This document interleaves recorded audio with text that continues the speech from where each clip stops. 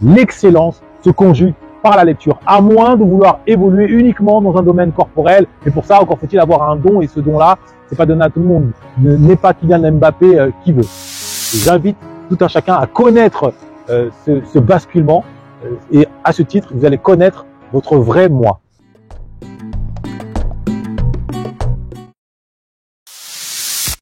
Alors, je suis Ludovic Herman Mwanda, prince Bamileke et à ce titre ambassadeur de l'Afro-Noblesse, écrivain, auteur de 4 ouvrages, dont un qui a reçu un prix littéraire pour avoir la particularité d'être écrit en 2 langues françaises. Et enfin, formateur en maîtrise du langage soutenu et du logos. Et à ce titre, je donne accès à tout un chacun à la maîtrise de soi, tant il est vrai que ça passe par la maîtrise du langage, la maîtrise de son cerveau. Voilà quelle est ma triple casquette. Alors, il se trouve que la lecture m'a littéralement sauvé de la rue. La rue, c'est 2 espaces. C'est un espace physique et c'est un espace psychologique. L'espace physique, c'est l'espace de la violence, des rapports de force permanents, de la loi du plus fort, des guerres des cités. Et l'espace psychologique, alors là, c'est encore plus violent, c'est l'espace de l'ignorance, c'est l'espace du simplisme, c'est l'espace de la vulgarité. C'est vraiment la lecture qui m'a permis d'échapper à ces 2 espaces, tant il est vrai que la lecture m'a offert des mots qui m'ont permis justement de sortir de cette impulsivité, puisque en maîtrisant le langage, on maîtrise davantage ses nerfs. La lecture m'a également donné accès à la connaissance, donc à la lumière, et ainsi me sortir de l'ignorance qui caractérise la rue et qui enferme les jeunes dans une forme de vision simpliste. Donc vraiment, la lecture qui a été ma bouée, qui m'a sorti voilà, de cette noyade permanente, hélas, dans laquelle se retrouvent bon nombre de jeunes. Et j'irai même plus loin pour aller jusqu'au bout de la confidence, c'est que à titre individuel, j'ai connu tous les maillons, on va dire, de la rue, étant donné que je suis passé par la case prison. Et aussi surprenant que cela puisse paraître, c'est bien en prison que je suis devenu libre. C'est en prison que j'ai pris conscience, d'une part, que où se trouvait le vrai enfermement, à savoir non pas un enfermement physique, mais un enfermement psychologique, mental, qui caractérise toutes celles et ceux qui ont grandi dans la rue. Et c'est également en prison que j'ai découvert ma vocation, à savoir celle d'être écrivain. Donc fondamentalement, la lecture a eu pour moi, il y a eu un avant et un après. Ça a été d'une puissance rare et j'espère et j'invite tout un chacun à connaître ce basculement et à ce titre, vous allez connaître votre vrai moi. La différence qui existe entre moi, le Ludovic Herman Mwanda d'avant la lecture, du Ludovic Herman Mwanda d'après la lecture, correspond à la différence qui existe entre la chenille et le papillon. Avant, j'étais emprisonné dans un espace mental assez restreint. Et après, j'ai déployé mes ailes et j'ai eu accès à la vraie liberté. La liberté de penser, la liberté de m'exprimer et la liberté d'être autre chose qu'une Kaira, être autre chose qu'un jeune du ghetto qui s'exprime davantage avec les coups qu'avec les mots.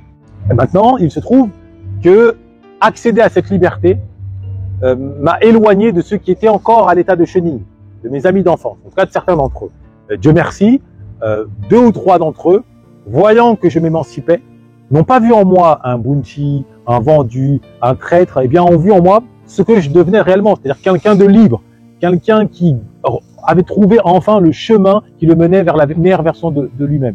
Et en s'inspirant, ils ont suivi ce chemin, ils ont pris exemple et ils ont accepté de m'accompagner dans cette renaissance en acceptant de m'accompagner à la bibliothèque.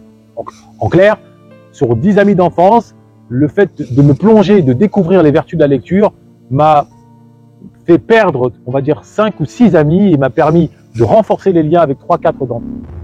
On ne cessera jamais de le répéter, hein, le savoir est une arme. En clair, le savoir, c'est le pouvoir. On le dit, mais on ne mesure pas à quel point cette phrase est riche d'enseignements et pertinente, surtout à une époque, la nôtre, dominée par ce que l'on appelle l'économie de la connaissance. Le monde aujourd'hui n'appartient plus aux épées, aux chevaliers.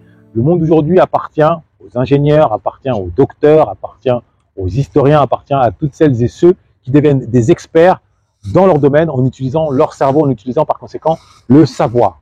Donc vraiment, le savoir, c'est le pouvoir. Et aujourd'hui, et c'est peu de le dire, et ceux qui disent le contraire ne savent pas de quoi ils parlent, le monde est divisé en 2, avec ceux qui maîtrisent le savoir et qui l'entretiennent et qui le renforcent chaque jour, et ceux qui ne maîtrisent pas le savoir et qui vivent uniquement avec leur corps et qui obéissent à ceux qui maîtrisent le savoir. C'est la raison pour laquelle moi j'invite tout un chacun à vraiment basculer dans le monde du savoir, un peu comme d'ailleurs nous l'a invité à le faire Cheikh Anta Diop, lorsqu'il nous disait que nous devons nous armer de connaissances jusqu'aux dents. Nous armer de connaissances jusqu'aux dents pour faire partie des dominants, pour faire partie de ceux qui maîtrisent le savoir et non pas qui le subissent. Alors, si vous rêvez de devenir le prochain Kylian Mbappé ou le prochain LeBron James, il va de soi que la lecture ne vous sera d'aucun apport.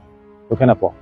En revanche, si vous rêvez de devenir architecte, de devenir chirurgien, de devenir médecin, de devenir ingénieur, ou même si vous voulez découvrir votre vrai don, votre talent caché qui est enfoui en vous, à ce moment-là, je vous assure qu'il n'y a qu'une seule option, la lecture. La lecture. La lecture, c'est l'option, c'est le chemin qui vous mène à vous-même, et mieux encore, c'est le chemin qui vous mène dans la meilleure version de vous-même. En un mot, la lecture, c'est le chemin de l'excellence. C'est le chemin de l'excellence. Ce n'est pas un hasard si les gens qui sont fortunés offrent davantage de livres à leurs enfants que des PlayStation. Ce n'est pas un hasard, c'est factuel. Les créateurs des Google et autres réseaux sociaux, tenez-vous bien, on impose à leurs enfants de ne pas toucher aux écrans, on leur impose la lecture. Tidjane Thiam, pour ne citer que cet exemple, expliquait à quel point, enfant, il avait l'obligation de lire. Bill Gates explique à quel point il ne peut pas chaque jour ne pas s'accorder au moins 1 heure de lecture. Donc, toutes celles et ceux qui ont atteint un certain niveau, qui veulent rester, connaissent ce secret que, hélas, bon nombre de gens qui vivent à l'échelle du peuple ne connaissent pas. L'excellence se conjugue par la lecture, à moins de vouloir évoluer uniquement dans un domaine corporel. Mais pour ça, encore faut-il avoir un don, et ce don-là, c'est pas donné à tout le monde. N'est pas Kylian Mbappé qui veut. Alors, en qualité d'écrivain, je suis animé par un sacerdoce, par une mission, qui consiste à transmettre, pas uniquement de la connaissance, comme tout écrivain qui se respecte, mais d'abord à transmettre le goût du mot, le goût du bon mot, le goût de la précision verbale. 90% des disputes qui éclatent dans un couple ont pour origine un quiproquo, un malentendu. Autrement dit, ont pour origine une non-maîtrise de la précision verbale. Quand vous maîtrisez le langage, vous évacuez 90% de ces problèmes qui pourrissent la vie et qui transforment un champ de roses en champ de ruines, pour ne pas dire en champ de bataille. Sur le domaine professionnel, quand vous êtes précis avec les mots, quand vous savez maîtriser le langage à l'écrit ou à l'oral, eh bien, vous êtes une force rédactionnelle, académique. Quand vous avez des réclamations à faire, quand vous avez un mémoire, une dissertation à écrire, quand vous avez un compte rendu ou une réunion à préparer, vous êtes une force de frappe, vous êtes un véritable rouleau compresseur. Personne ne peut vous arrêter. Et ça passe vraiment par la maîtrise de la précision verbale. Pas simplement maîtriser les mots, mais maîtriser les mots dans leur définition, dans leur précision. Donc c'est ce goût-là que j'essaie de transmettre en tant qu'écrivain. Et le troisième aspect, c'est que quand vous maîtrisez les mots dans leur précision, eh bien vous arrivez à vous raconter et ainsi vous arrivez à vous projeter derrière votre horizon du quotidien. Vous arrivez à vous imaginer dans d'autres positions qui ne sont pas encore les vôtres, et ainsi ça stimule votre motivation. Et ainsi ça permet, comme d'ailleurs nous l'a prouvé un certain Vincent Kambamba, je crois que c'est au Zimbabwe, un jeune homme qui, dans son village, est tombé dans une bibliothèque, est tombé sur quelques ouvrages, et à travers ce qu'il a découvert dans les livres, il a pu créer des éoliennes et ainsi irriguer le champ qui était asséché de son village et nourrir son village. Donc vraiment, la lecture, le goût des mots précis, c'est la clé du bonheur, c'est la clé d'émancipation individuelle. Telle est ma certitude absolue. Certaines personnes pensent que la lecture relève de la passion, qu'il faut être passionné pour lire. À ces personnes, j'aime souvent poser la question, doit-on être passionné par le brossage de dents pour se brosser les dents? Doit-on être passionné par l'eau pour se laver? Je considère, et je sais ne pas être le seul, que la lecture fait partie des besoins élémentaires. Il y a des besoins corporels, mais auxquels doivent s'ajoutent les besoins psychologiques, les besoins intellectuels. Et c'est la lecture qui répond à ce besoin. Donc, il n'a pas besoin d'être passionné par la lecture pour lire. Alors, une fois qu'on a dit ça, on n'a rien dit. Il faut encore préciser un élément fondamental. On ne peut pas tout lire. Il faut lire des choses qui nous stimulent, qui nous intéressent. Si vous êtes un amoureux de la cuisine et on vous met entre les mains un livre d'architecture, au bout d'une demi-page, vous allez vous endormir et vous allez peut-être même tomber dans une allergie à la lecture. Donc, il faut trouver des livres qui correspondent à nos goûts personnels. Simplement, aujourd'hui, à la différence d'hier, tout le monde a accès à quantité de livres, surtout quand on vit en Occident, et particulièrement en France. La lecture, chaque ville possède une bibliothèque municipale où on peut emprunter des livres. Donc, aujourd'hui, il n'y a plus d'excuses pour devenir la meilleure version de soi-même par la lecture. Donc la lecture ne rime pas avec passion. La lecture permet de découvrir sa passion et permet d'aller au bout de sa passion. Ça, c'est pour moi une certitude et c'est enfoncer une porte ouverte que de le dire. Et j'espère que je vais convaincre un maximum d'entre vous, si ce n'est pas déjà le cas, eh bien, d'intégrer la lecture dans vos habitudes personnelles. Moi, je vais vous dire la vérité, hein. Celui qui ne lit pas se suicide au quotidien. Celui qui ne lit pas reste à l'état de brouillon. Et celui qui ne lit pas reste victime de son conditionnement. Donc s'il n'a pas la chance d'être dans un conditionnement riche, éclairé, il restera enfermé dans une pauvreté cérébrale, dans une pauvreté comportementale, dans une obscurité. Et ça donne des guerres de cité, ça donne des disputes en veux-tu en voilà pour pas grand-chose, ça donne une autodestruction qui ne dit pas son nom au quotidien. Avez-vous déjà vu un roi, un prince, un marquis, en somme un aristocrate, qui n'a pas le souci de l'esthétique, qui n'a pas le souci de l'apparence? Avez-vous déjà vu la reine Elisabeth en t-shirt, jogging, basket? La réponse est non. Pensez-vous que c'est un hasard? Ou pensez-vous que c'est par obligation? Là aussi, la réponse est non.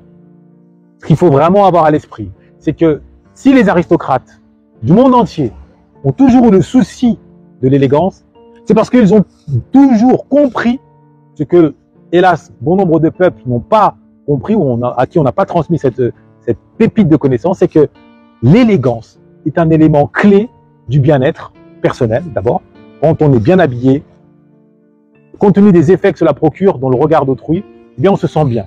Ça, c'est la première chose. Donc, c'est une source de bien-être, une clé du bien-être. Mais à cela s'ajoute un autre aspect. L'élégance force les respects. Quand vous êtes bien habillé, vous avez raison sans avoir besoin d'ouvrir la bouche. Les études sociologiques le prouvent. Entre une personne tirée à quatre épingles et une personne négligée, eh bien, la réalité n'est pas la même. Une personne tirée à quatre épingles se verra dérouler le tapis rouge, se verra recevoir avec politesse, avec sourire, alors que celui qui est négligé, celui-là se verra recevoir avec les regards froncés, sceptiques, on ne lui ouvrira pas la porte. En somme, en permanence, il aura des embûches sur son chemin dont il pourrait s'éviter.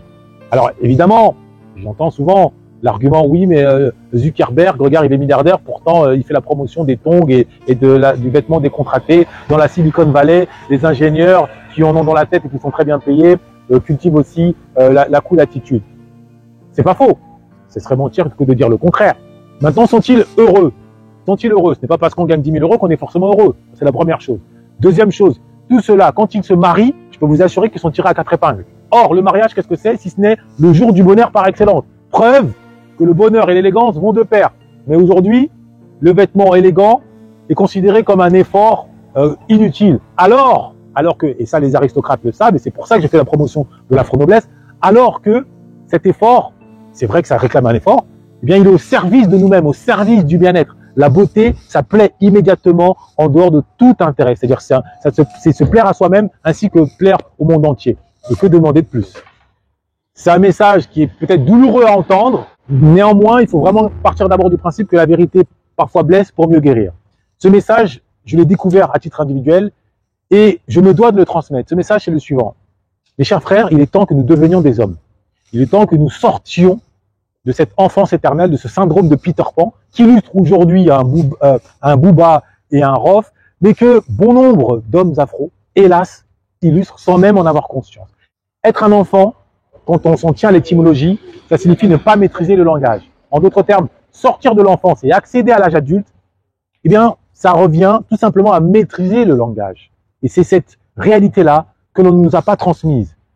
Pire, la communauté afro, c'est la seule communauté au monde qu'on a jetée dans des langues étrangères, anglais, français, espagnol, portugais, sans nous donner les clés d'accès au langage courant, c'est-à-dire au langage d'accession à la maîtrise de nous-mêmes. Résultat, on ne possède que 300, que 500 mots, et en ne possédant que si peu de mots, on est prisonnier d'un état psychologique infantile. D'où une forme d'impulsivité ou d'émotivité accrue, d'où une non-maîtrise de nous-mêmes. Donc c'est pas une défaillance naturelle, c'est pas le fait d'être plus bête qu'un autre, non. C'est le fait que quand on ne maîtrise pas le langage, on ne peut pas s'élever. Et être adulte, c'est pas uniquement avoir une barbe, ou avoir 40 ans, ou avoir de l'argent. Non, être adulte, c'est se maîtriser. Et ainsi maîtriser son destin, s'organiser, être discipliné dans certains aspects, et le tout, ça passe par le langage. Certaines communautés l'ont compris, la communauté juive, la communauté sud-coréenne, d'autres communautés encore ont compris l'importance justement de l'enseignement par le verbe, par la maîtrise du verbe.